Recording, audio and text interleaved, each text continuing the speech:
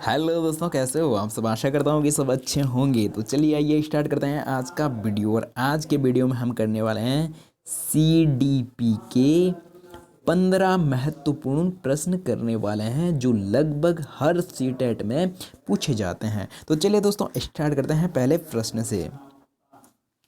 बच्चों के बौद्धिक विकास के 4 विशिष्ट चरणों को प्रतिपादित किया गया। वोलबर्ग द्वारा, एरिक्सन द्वारा, स्किनर द्वारा, पियाजे द्वारा। तो दोस्तों इसका जो सही उत्तर हो जाएगा वो हो जाएगा ऑप्शन नंबर 4, पियाजे द्वारा। तो चलिए बढ़ते हैं अगले प्रश्न की ओर।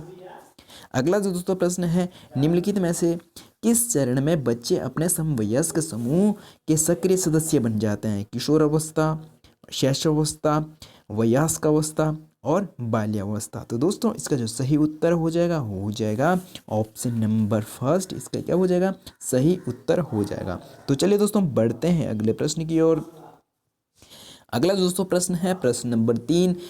विकास को साकार करने वाले पर्यावरणीय कारक में निम्न में किसके अलावा सभी शामिल है? तो दोस्तों ऐसा कौन सा है जो इनमें से शामिल नहीं है विकास के सकारात्मक या साकार करने वाले पर्यावरणीय कारकों में से? सांस्कृतिक, और सेकंड है दोस्तों शिक्षा की गुणवत्ता, और थर्ड है शारीरिक सौष्ठव, और फोर्थ है पोषण की गुणवत्ता। तो दोस्तों इसमें से इसका सही उत्तर हो जाएगा वो हो जाएगा ऑप्शन नंबर 3। हमें पूछा है कि किसके अलावा क्या बाकी सब शामिल है, तो ये भी शामिल है, ये भी शामिल है, और ऑप्शन नंबर 4 भी शामिल है, लेकिन थर्ड क्या है? शामिल नहीं है। और हमें क्या है? यही पूछा था। तो चलिए दोस्तों बढ़ते हैं अगले प्रश्न की ओर।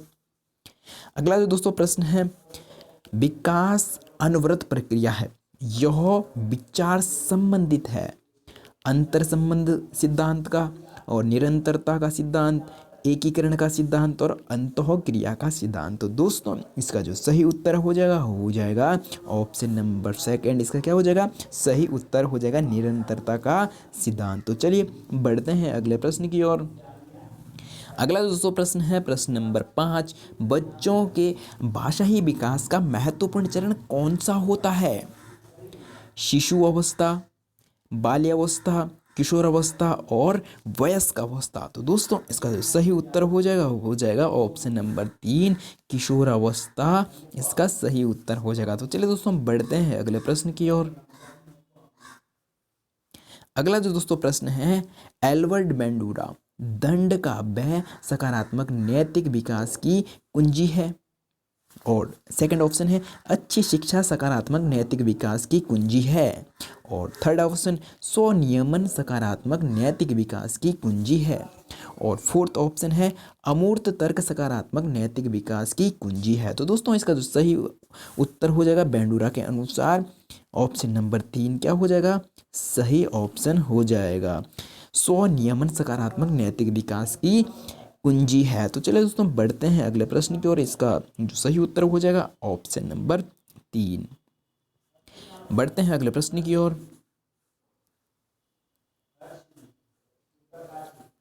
एक बालक की सिर से पैर की ओर विकास की दिशा डैश डैश कहलाती है?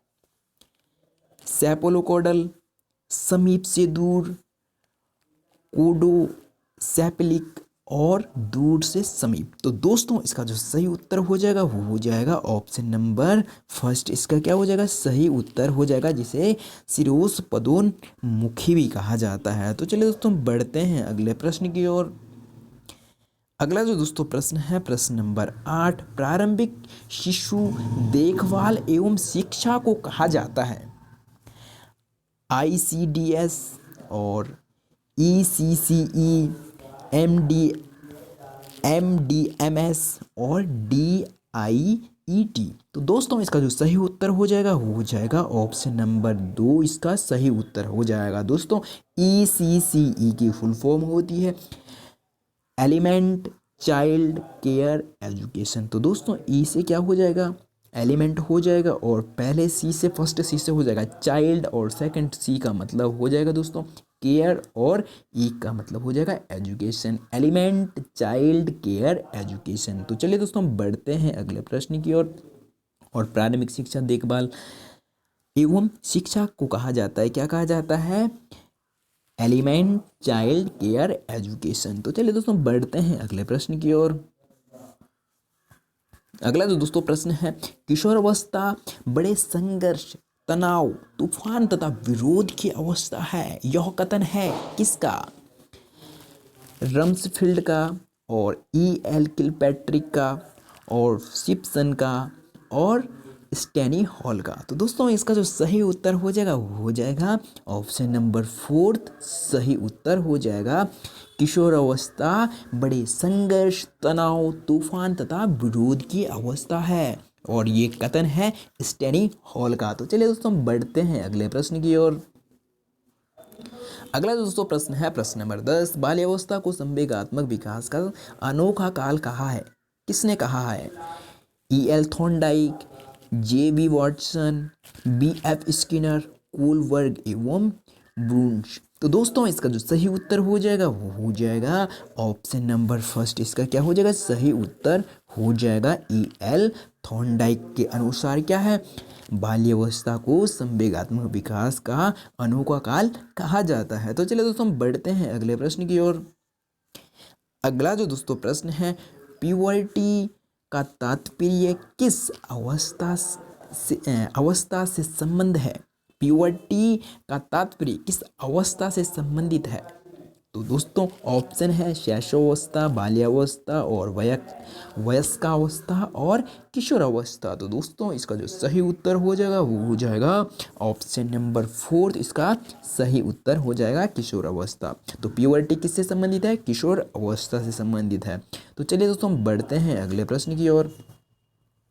अगला जो दोस्तों प्रश्न है, विकास का संबंध होता है मात्रात्मक, गुणात्मक और भावात्मक, इनमें से सभी। तो दोस्तों इसका जो सही उत्तर हो जाएगा वो हो जाएगा ऑप्शन नंबर 4 इनमें से सभी। विकास का संबंध किससे है दोस्तों?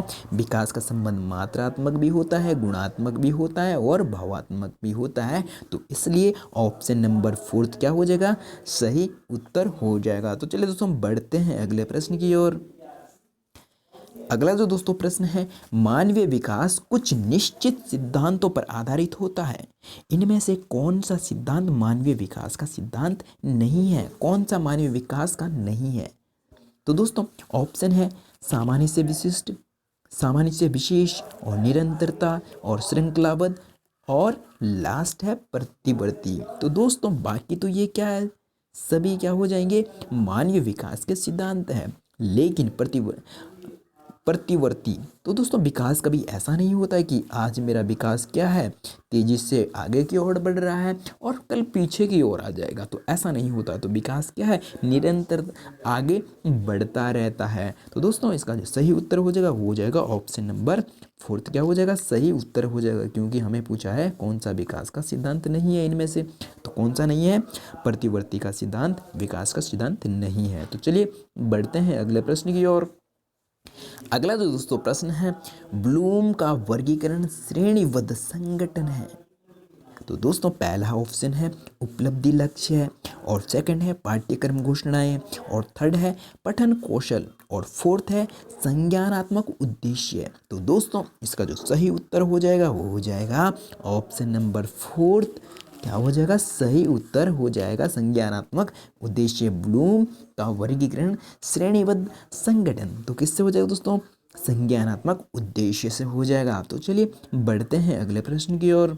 और अगला जो दोस्तों प्रश्न है वो आज के लिए अंतिम प्रश्न होगा। तो दोस्तों अगर आप हमारे चैनल पर पहली बार हो तो चैनल को सब्सक्राइब और वीडियो को लाइक करना ना भूलें। तो चलिए दोस्तों पढ़ते हैं अंतिम प्रश्न आज का। प्रश्न नंबर 15, लिंगों की पारस्परिक भूमिका से तात्पर्य है। ऑप्शन फर्स्ट है पुरुष कार्य करने के लिए बाहर जाता है और महिला घर संभालती है। और ऑप्शन सेकंड है दोस्तों पुरुष घर संभालता है और महिलाएं कार्य करती है। और थर्ड है पुरुष महिला दोनों कार्य पर जाते हैं। और फोर्थ है इनमें से कोई नहीं। तो दोस्तों इसका जो सही उत्तर हो जाएगा वो हो जाएगा ऑप्शन नंबर फर्स्ट क्या हो जाएगा? इसका सही उत्तर हो जाएगा। तो चलिए दोस्तों आज के लिए इतना ही और आप सभी को दिवाली की ढेरों सारी शुभकामनाएं। आज के लिए इतना ही और वीडियो में पूरा बने रहने के लिए बहुत बहुत धन्यवाद।